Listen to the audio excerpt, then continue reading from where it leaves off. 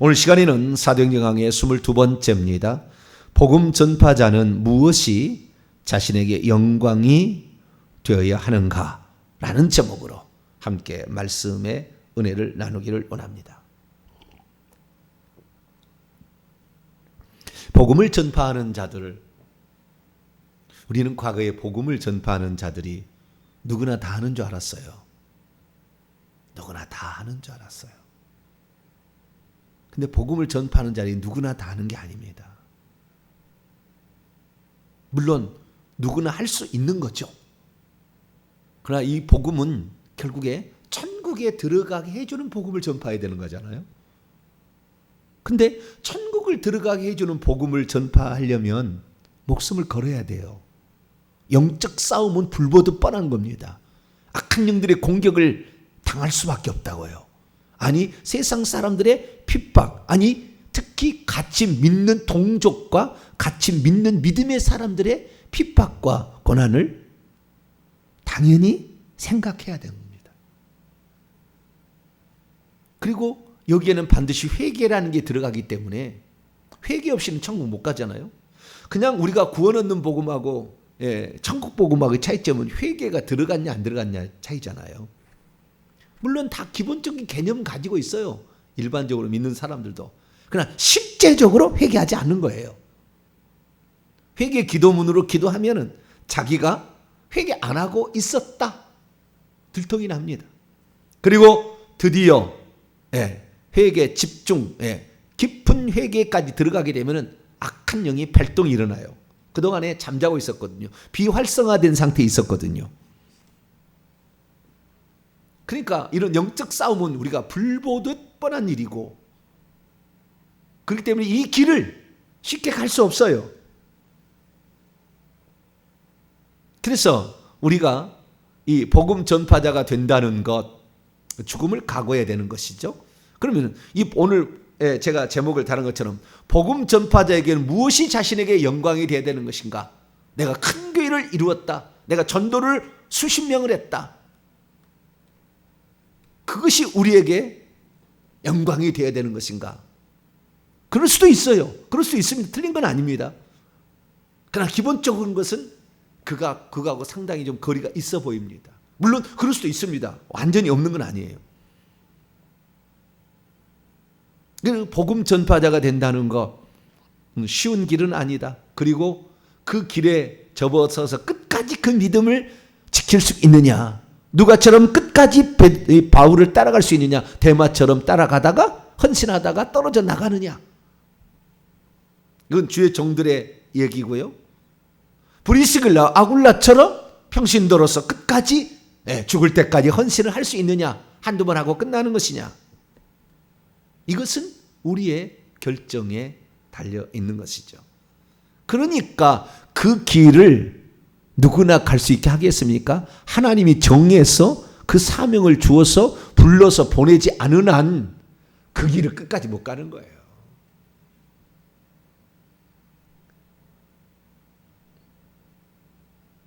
예전에는 제가 칼빈주의, 알미니언주의에 엄청 많은 시간을 들였어요.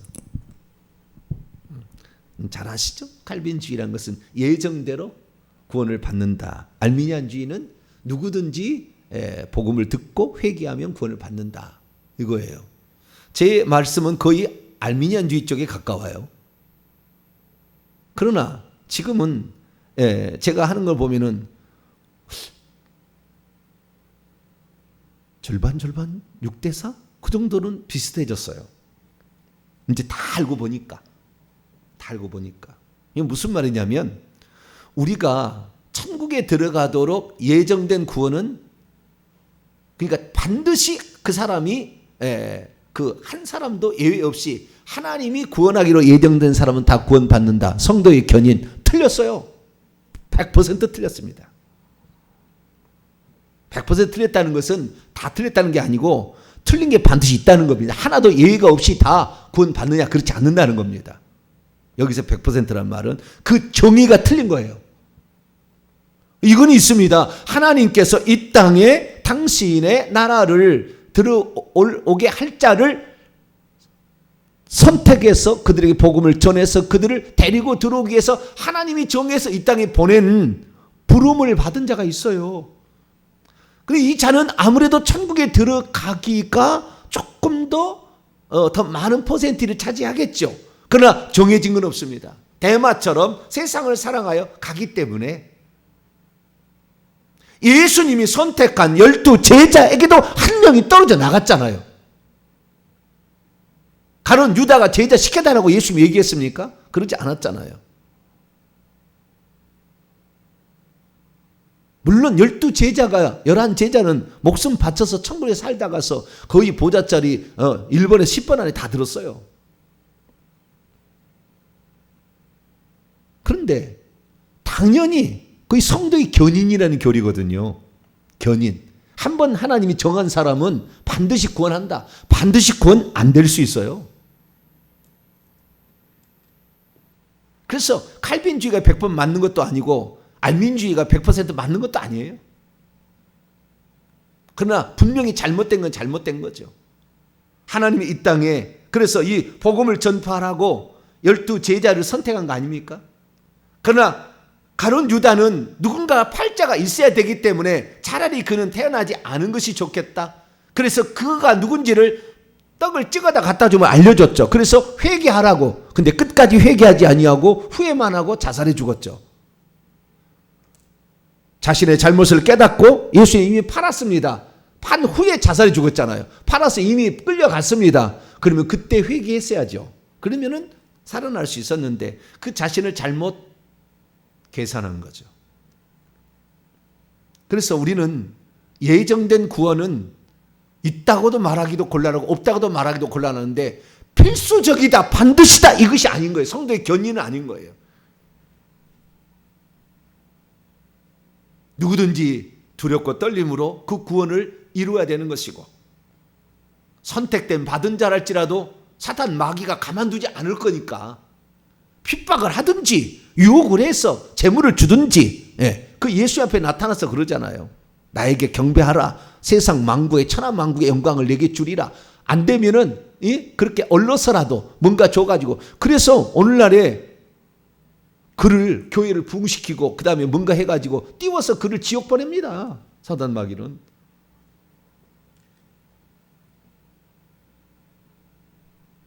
그리고 저희 교회처럼 이 주님이 말씀하시는 복음 사실 원색적인 복음이죠. 천국 복음. 그것도 회개가 반드시 들어가야 돼서 회개와 천국 복음이라는 이 타이틀로 저희 교회가 이 사역을 하고 있는데 이걸 사역을 한다.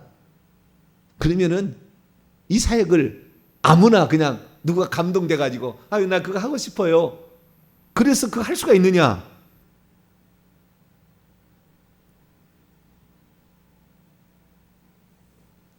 그래서 어떤 면에서는 우리가 이렇게 어떤 복음을 듣고 그 다음에 이런 사역에 동참하는 것은 어쩌면은 그 숙명적인 만남이라고 할까? 우리가 본시 그렇게 계획돼서 보내진 거예요. 그 길을 가는 거죠. 그러나 그 길을 간다고 하는 사람이 반드시 100% 구원한다. 그건 아닌 거죠. 예정은 있습니다. 어떤 예정이냐? 그가 이 땅에서 어떠한 사람으로 살아갈 것인가? 모든 사람에게 다 구체적으로 예정된 건 아니에요. 그러나 하나님께서 예정해서 보낸 사람이 있어요. 그 중에. 그걸 몰랐어요. 저도 과거에는. 근데 이제 영적 세계를 다 들여다보고 이렇게 알게 되니까 비로소 모든 것이 하나님께서 어떻게 지금 이끌어 가시는 것인가가 이제 눈에 보이는 거죠. 우리는 하나님께서 이 땅에 보내셔서 하신 일, 혹시 나는 깨달지 못할지라도 그 사실을 어느 날 듣는 순간, 그래서 예수님은 천국은 침노하는 자의 것이라는 것은 예정되어 있으면 침노하는 자의 것이라고 했겠습니까? 안 했겠죠.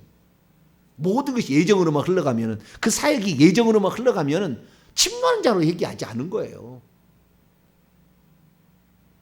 주님께서 모든 것이 다 예정대로 되어 있으면 왜 포도원 품꾼을 들여보낼 때 9시도 왔다가 12시도 왔다가 오후 3시도 왔다가 오후 5시까지 와가지고 아직도 일하지 않는 사람을 찾았겠냐 그 말이에요. 써주는 사람이 없었기 때문에 주님은 누구에나 기회를 주기를 원한다는 거죠. 이 땅에 있었어도. 다른 주인들은 건실한 사람만 데려가서 쓰고 좀 비리비리 하는 사람들은 안 쓸 거 아닙니까? 그러나 주님은 그렇지 않았다는 거예요.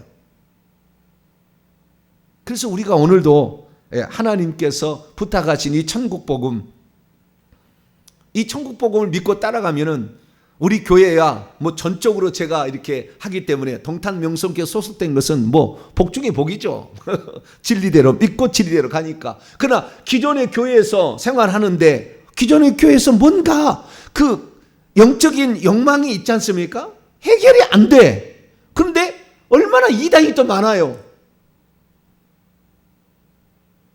하나님께서 이 땅에 영적인 나이가 어른스럽게 보내가지고 뭔가 하나님의 거룩한 일을 위해서 더 성숙한 일을 감당하려고 하는데 기존의 말씀으로는 전혀 그런 얘기를 들어보지 못하고 천국 지옥 얘기를 들어보지 못하고 회개를 들어보지 못하고 천국에서 차등 계급이 있다는 걸 들어보지 못하고 성 밖에 내려간 쫓겨날 수도 있다는 말을 들어보지를 못했으니 어떻게 내가 살아도 이제 적당히냐 헌금하고 주일 성수하고 11조 정도 하면은 내가 괜찮은 것인가 봉사하면 하는 것인가. 근데 그게 아닌 것이 같다는 느낌이 항상 들었던 거죠.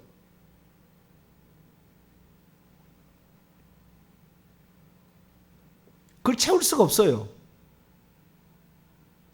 영적인 그 하나님의 그 사람을 위한 어떤 그 영적 수준이라는 것이 다 안배가 되어 있거든요. 사람들이. 그 사람들은 이 천국 말씀을 듣고 싶어서 새벽에도 일어난다니까요. 할렐루야. 듣지 말라고 해도 하지 말라고 해도 이게구나. 이게 내가 지금 붙들어야 될 게 내가 이 세상에 존재하는 목적이 내가 이 땅에 사는 목적이 지금 여기에 있구나. 그게 그냥 가슴으로 그냥 다가와서 뇌리에 딱 박히는데요.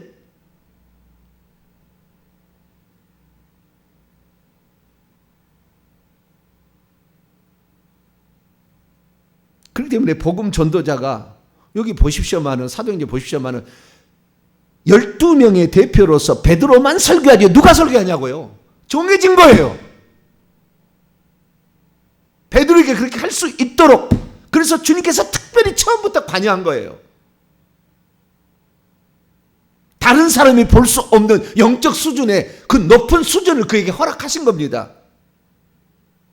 도마가 그러지 않아요. 바돌로메가 그러지 않습니다. 그렇게 못 가는 그 길을 가는 게 아니라고. 수준이 다르다고요. 수준이.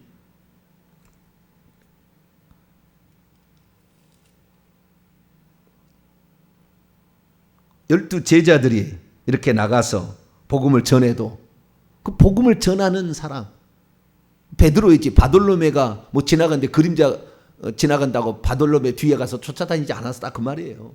죄송합니다. 바돌로메님 죄송해요. 네, 비유로 내가 하는 것이지 바돌로메 그렇다는 게 아닌데 죄송합니다. 이해해 주시고 내가 비유를 위해서 하는 거니까.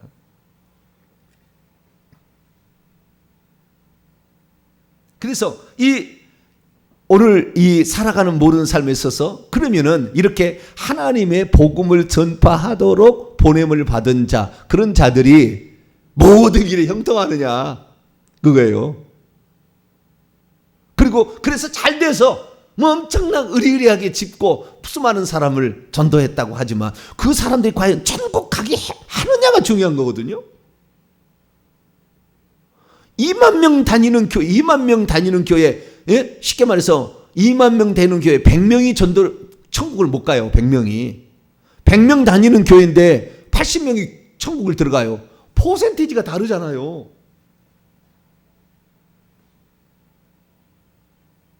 그래서 주님께서는 큰 교회 한다고 해서 그를 천국에 꼭 들여보낸다. 그거 아니에요. 그거 아니더라고요. 그거 아닙니다. 천국 가시면 다 알아요. 그거 아니에요. 우리는 예수 그리스도께서 하신 말씀을 그대로 믿고 천국 복음을 전하고 회개를 외치는 거예요. 할렐루야. 예, 이렇게 해서 누군가 한 사람이라도 그 복음을 듣고 각성해서 천국의 상을 얻게 되면 그 상을 얻게 하도록 만든 자들에게 하늘의 상이 쌓여요. 쉽게 말해서 웨슬레를 통해서 복음을 받아가지고 스스로 깨어서 구원은 따놓은 당상이 아니구나. 웨슬레가 그렇잖아. 따놓은 당상이 아니다. 너희들 회개해야 된다. 웨슬레가 얘기했는데 그 웨슬레의 복음을 듣고 장로교인이 만약에 회개를 하게 돼서 천국 가게 됐다. 그러면 웨슬레에게 상이 있는 거라니까요. 비유입니다. 비유. 100% 옳다고 그렇게 말하기는 어렵지만. 그리고 우리가 둘 다가 다 있다. 우리 하나님께서 보내신 목적에 따른 어떤 사역적 예정이라고 합니다. 그것은 사역적 예정이 있어요. 그러나 구원은 따놓은 당상은 아니다. 그건 그냥 변함이 없는 거 아니다. 생명 이름이 지어질 수 있다. 구원에서 탈락할 수 있다라는 것입니다. 그래서 사도 바울은 두렵고 떨림으로 구원을 이루라고 그랬고, 내가 남에게 전파한 후에 고린도서 9장 27절 내가 남에게 전파한 후에 도리어 버림을 당할까 두려워한다.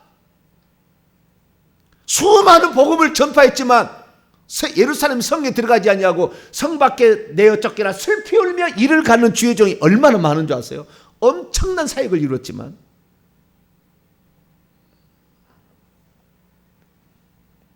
우리가 이 처음부터 이 원색적인 복음, 이 복음을 우리가 듣고 있다는 것은 천국 갈 확률이 많은 거죠. 기왕이면. 안 듣는 사람보다는 훨씬 많아요. 그런데 100% 일치하지 않아요. 왜? 죽을 때 어떻게 죽을 것인가가 아직 결정이 안 됐잖아요. 내가 결정하는 거예요. 내가 그것은. 주님의 예정하심이 있어도 내가 결정해 가는 거예요. 지금.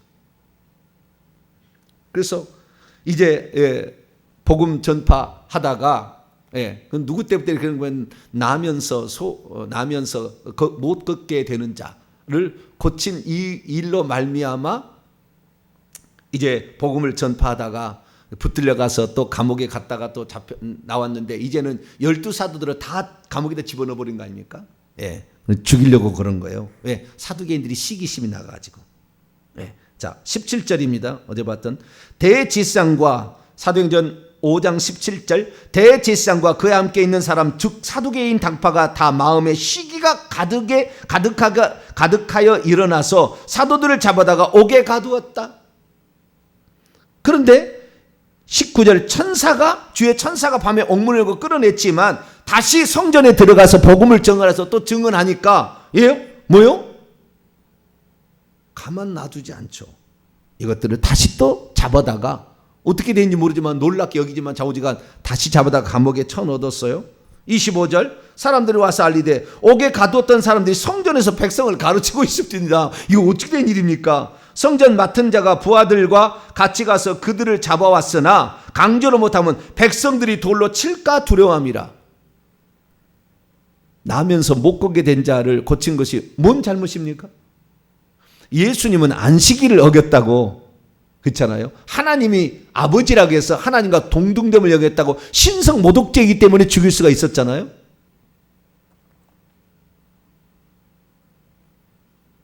여러분 이거 아셔야 돼요. 예수님이 채찍에 맞을 필요가 있었을까요? 사형 언도를 받았는데. 여러분 오늘날에 이 사람이 죄를 많이 지었어요. 그럼 사형이라고 딱 선고가 내려지면 그 사람을 채찍질하거나 뭐 고문을 합니까? 제일 우대에서 왜 언제 죽을 줄 모르니까 그 사람은 건들지 마라 그런대요. 그 교도소에서도 그 사람은 곁에 있지도 마라. 건들지 마라. 그러니까 예수님을 채찍질한 것은 불법이에요. 불법. 야간에 채찍질했잖아. 야간에는 법정을 세우는 게 아닙니다. 산헤드린 공회법에 불법을 저질렀어요. 산헤드린이 얼마나 불법을 많이 저지른지 몰라요. 근데 오늘도 불법을 저질러요. 죄가 없잖아요. 예수님은 신성 모독죄, 하나님을 자기 아버지라고 했다고 해가지고 말은 그건 옳은 것이지만 사람들 볼 때 사람이 돼서 어떻게 하나님 아버지를 알 수 있느냐. 그거는 그냥 무서운 분이지. 이렇게만 해야 되는데 그렇게 안 했다고. 예수님은 신성 모독죄 안식일을 어겼으면은 당연히죠. 안식일을 어긴 것도 아니고 하나님을 아버지라고 그래서 뭐 그거 문제된 거 아니고 좋은 일 한 거잖아요.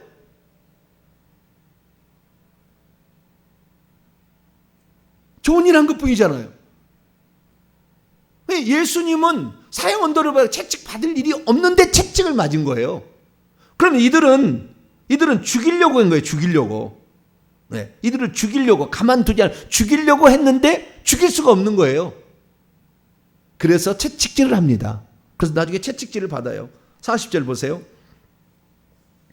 그들이 옳게 여겨 사도들을 불러들여 채찍질하며 예수의 이름으로 말하는 것을 금하고 놓으니 사도들은 그 이름을 위하여 능력을 받는 일에 합당한 자로 여기심을 기뻐하면서 공회 앞을 떠나갔어요. 채찍질을 맞는 거예요. 정말 하나님의 뜻대로 살아가게 되면 지도자들은 채찍질을 맞는 거예요. 아무런 핍박이나 고난이 없이 바울도 다 채찍을 받았잖아요. 고난이나 핍박 없이 살아간 사도들이 별로 없어요. 다 순교해서 죽었어요.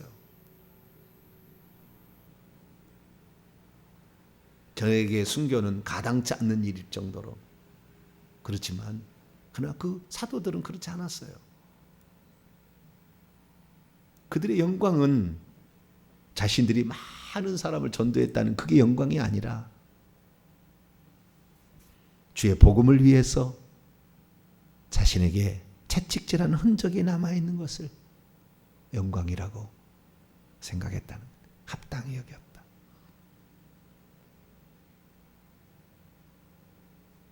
복음을 증거하는데 악한 영들의 공격을 받는 것을 기쁨으로 감사함으로 여겼다.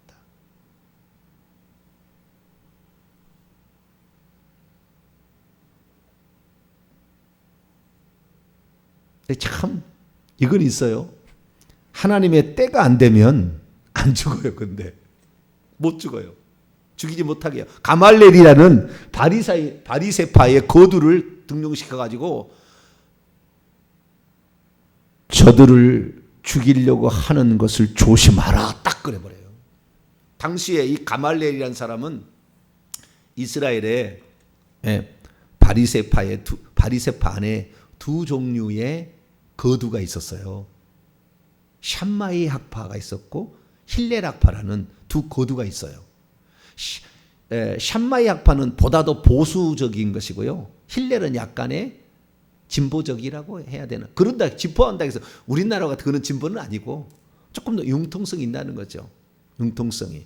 안식일에 일하지 말라 그러니까 안식일에 적이 오게 되면 안식일에 적이 오게 되면 일하지 말라 그러니까 전쟁을 칼을 못 드는 거예요. 그리고 죽어나가는 것이 샴마이 학파고 힐렐 학파는 우리의 목숨을 살리기 위해서는 전쟁해야 된다는 거예요. 방어하는 것은 공격은 안 되지만 적이 오는데 우리 목숨이 살아나야 뭐 그 다음에 뭐 되는 거니까.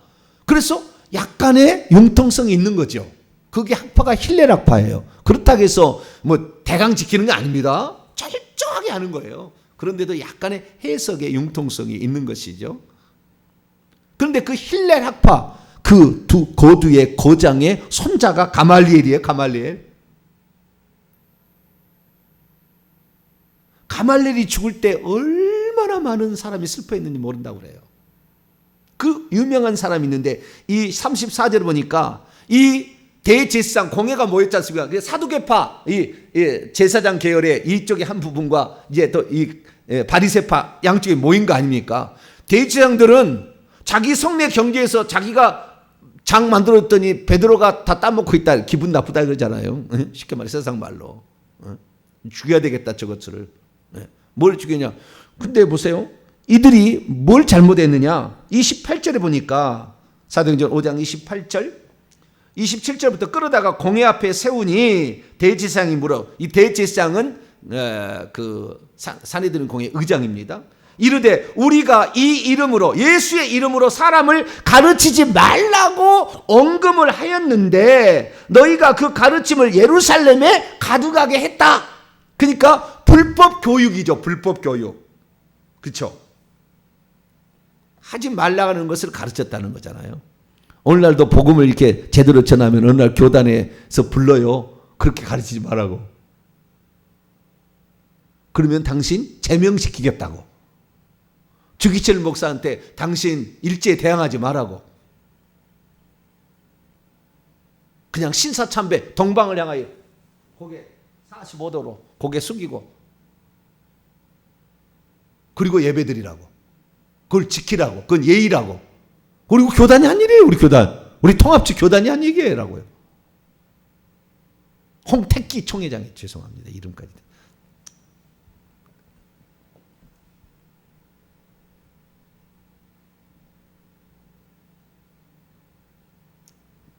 그렇게 하는 거예요.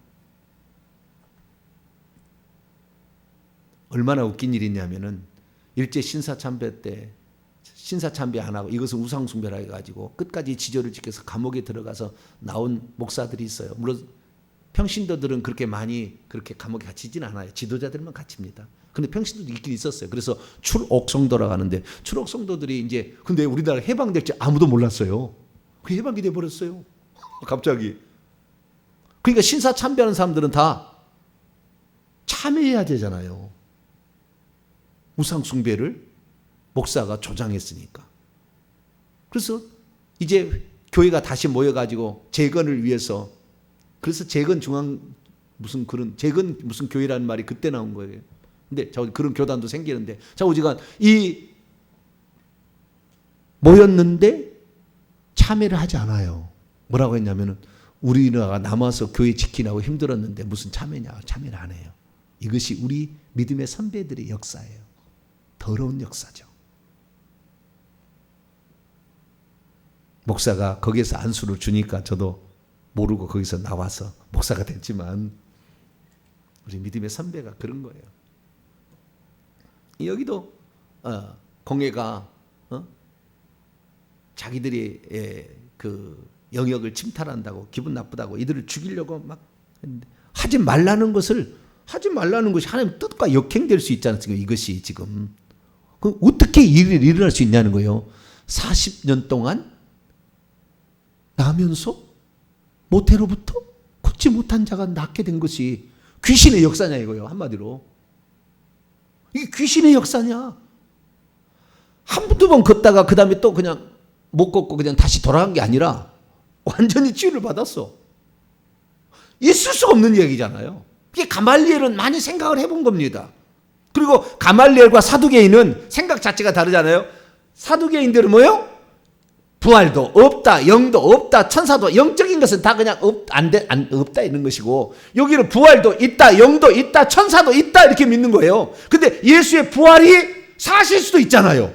그렇기 때문에 이 바리새파 쪽은 그걸 믿으니까. 그래서 사도행전 읽어보면요 바리새인들하고 사도들하고 충돌했다는 말이 많이 안 나와요. 맨날 사두개인하고 충돌해요. 바리새인들은 이상주의자고 사두개인들은 현실주의자인데 한마디로 이상주의자지만 이들은 정말 제대로 믿는 게 있었어요. 그러니까 자기들이 생각할 때 이건 부활이 있을 수도 있다는 거예요. 그러면 어떻게 우리가 이걸 판단해야 되느냐? 신문할 때, 취조를 할 때. 그래서 이 베드로와 요한을 데려다 놓고 이제 취조를 하지 않습니까? 베드로가 이마가 저렇게 벗겨졌는지는 화가에 따라서 화가에 따라서 다릅니다. 그런데 나중에 채찍질에 이렇게 채찍질했는지 잘 모르겠어요. 꼭 두 사람씩 베드로와 요한을 갖다가 놓는데 좌우지간 채찍질했다는 것이고요. 그래서 이 신문을 했는데요.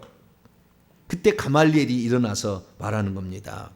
여러분, 우리가 어떻게 이것을 지금 재판을 해서 결과를 낼 건지 조심해야 합니다. 왜냐하면 두 가지 사례를 든 거예요. 36절에 드다가 일어나 스스로 자기를 드러내가지고 약 400명이 자기가 요단강을 막 건너가는 그런 사람이라 해서 사람들을 막 기어해가고 요단강을 건너갈 요단강을 말릴 수가 있는 사람이라 사람들이 막 가니까 총독이 가서 그냥 죽여버렸어요. 그래서 흩어졌어요. 그 다음에 37절에 갈릴리의 유다가 일어나 백성을 꿰어 따르게 하다가 그도 망한 즉 따르던 모든 사람이 흩어졌어요. 로마에 무슨 세금을 바쳐야 되느냐, 우리는 세금 바칠 필요 없다라고 백성을 로마에게 대항하다가 그러니까 열혈당원 같은 사람이죠. 그러다가 죽어서 흩어졌다는 거예요. 그러니까 이 어떻게 했냐, 38절부터 이제 내가 너에게 말하니 이 사람들을 상관하지 말고 내버려 두라. 이 사상, 계획과 이 행동이 사람으로부터 있다면 장차 무너질 것이다. 파괴되고 망하게 될 것이다. 만약 하나님께로부터 있다면 너희가 그들을 무너뜨릴 수, 파괴할 수 없겠고 도리어 하나님을 대적하는 자로 발견될 것이니 라고 얘기를 하게 되자 사람들이 이 40절에 보니까 그들이 옳게 여기가 아니고 원문에 보니까요, 설득당했다고 나와요. 가말리엘에게 설득당했다. 이렇게 그들이 설득당하여 사도들을 불러들여 채찍질했다는 겁니다. 그러니까 이 가말리엘의 이 결론은 뭐냐면은 이 소행이 만약에 귀신으로부터 되었다고 한다면 이럴 일이 있을 리가 없다는 거잖아요. 그러니까 우리가 과거에 모르고 예수님을 죄 없는 자로 죽였지만 그래서 이 가말리엘은 예수 믿고 죽었다는 설도 있어요. 이 가말리엘이 생각해 보니까 우리가 실수할 수 있다는 거예요. 그래서 하나님께로부터 나온 일이면 하나님을 대적하는 일이 될 것이고 사람으로부터 나온 일이라면 스스로 흩어지게 될 거다. 없어지게 될 거다.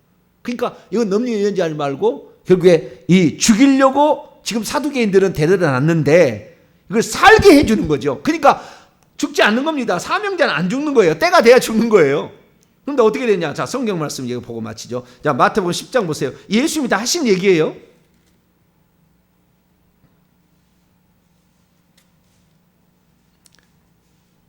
마태복음 10장 17절입니다. 17절 16절부터 읽어보죠. 시작. 보라, 내가 너희를 보냄이 양을 이리 가운데 보냄과 같도다. 그러므로 너희는 뱀같이 지혜롭고 비둘기같이 순결하라. 사람들을 삼가라. 그들이 너희를 공회에 넘겨주겠고 그들의 회당에서 채찍질하리라. 예수님이 제자들을 파송할 때, 선택할 때부터 이미 다 그렇게 얘기해놨다고요. 그대로 이루어지는 거예요. 그렇지만 죽을 때가 안 되면은, 마태복음 그 뒤에 보면은 그 뒤에 또 보죠. 28절로 29절 시작. 몸은 죽여도 영혼 능히 죽이지 못하는 자를 두려워하지 말고 오직 몸과 영혼을 능히 지옥에 멸할 수 있는 일을 두려워하라. 참새 두 마리가 한 앗사론에 팔리지 않느냐. 그러나 너희 아버지께서 허락하지 아니하시면 그 하나도 땅에 떨어지지 아니하리라. 하나님이 허락하지 않으면 절대 안 죽는 거예요. 가말리엘 같은 사람이 일어나서 지지해주고 보호해주고 전 살려보내야 됩니다 라고 얘기를 한 거예요. 때가 안 됐으니까. 때가 되면 죽는 거예요.